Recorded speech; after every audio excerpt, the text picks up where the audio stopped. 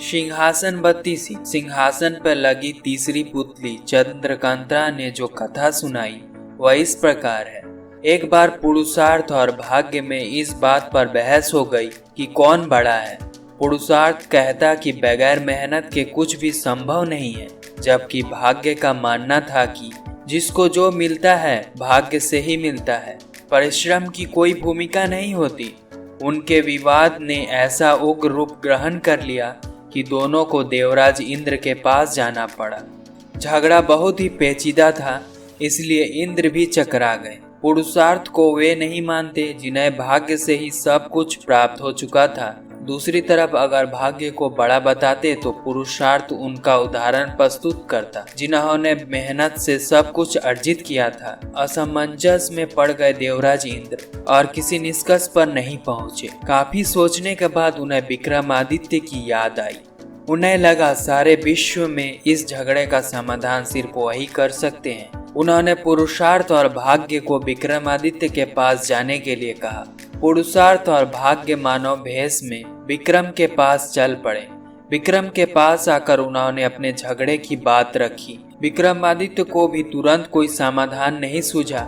उन्होंने दोनों से 6 महीने की मोहलत मांगी और उनसे 6 महीने के बाद आने को कहा। जब वे चले गए तो विक्रमादित्य ने काफी सोचा, किसी निष्कर्ष पर नहीं पहुंच सके तो उन्होंने सामान्य जनता के बीच भेष बनाकर घूमना शुरू किया। काफी घूमने के बाद भी जब कोई संतोषजनक हल नहीं खोज पाए तो दूसरे राज्य में भी घूमने का निर्णय किया। काफी भटकने के बाद भी जब कोई समाधान नहीं निकला तो उन्होंने एक व्यापारी के यहाँ नौकरी कर ली। व्यापारी ने उन्हें नौकरी यह कहने पर दी कि जो काम दूसरे नहीं कर सकते वे कर देंगे, तब वह नौकरी देंगे विक्रमादित्य को। कुछ दिनों बाद वह व्यापारी जहाज पर अपना माल लादकर दूसरे देशों में व्यापार करने के लिए समुद्री रास्ते से चल पड़ा। अन्य नौकरों के अलावा उसके साथ विक्रमादित्य भी थे। जहाज कुछ ही दूर गया होगा कि भयानक तूफान आ गया। जहाज पर सवार लोगों में भय और हताशा की लहर दौड़ गई। किसी तरह जहाज एक टापू के पास आया और वहां लांगर डाल दिया गया।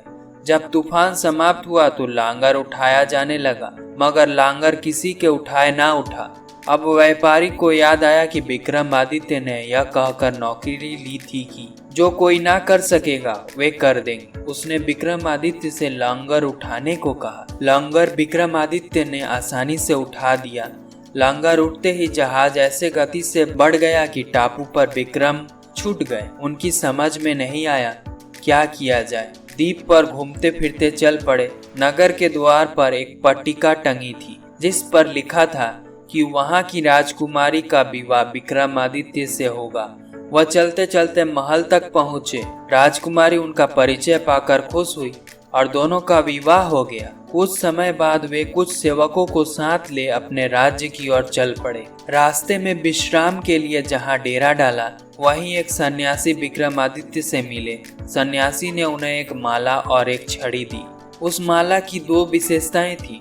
उसे पहनने वाला अदृश्य होकर सब कुछ देख सकता है तथा गले में माला रहने पर उसका हर कार्य सिद्ध हो जाता है। छड़ी से उसका मालिक सोने के रूप कोई भी आभूषण मांग सकता था।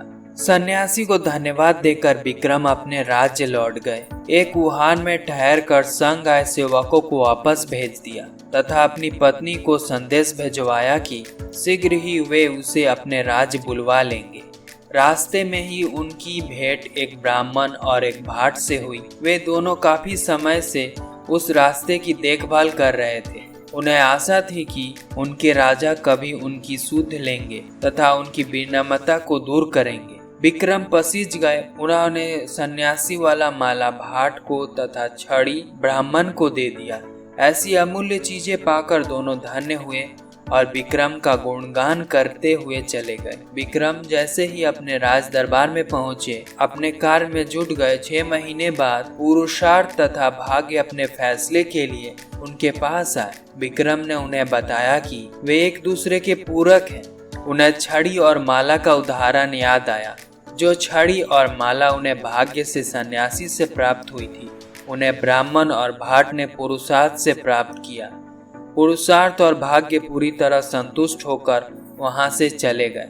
अगर आपको यह वीडियो अच्छी लगी हो तो आर्टिफिशियल मोटिवेशन चैनल को सब्सक्राइब कर दीजिएगा और ऐसी वीडियो देखने के लिए बेल आइकन पर क्लिक कर दीजिएगा। मिलते हैं सिंहासन 32 की अगली कहानी में। Please keep watching and keep learning.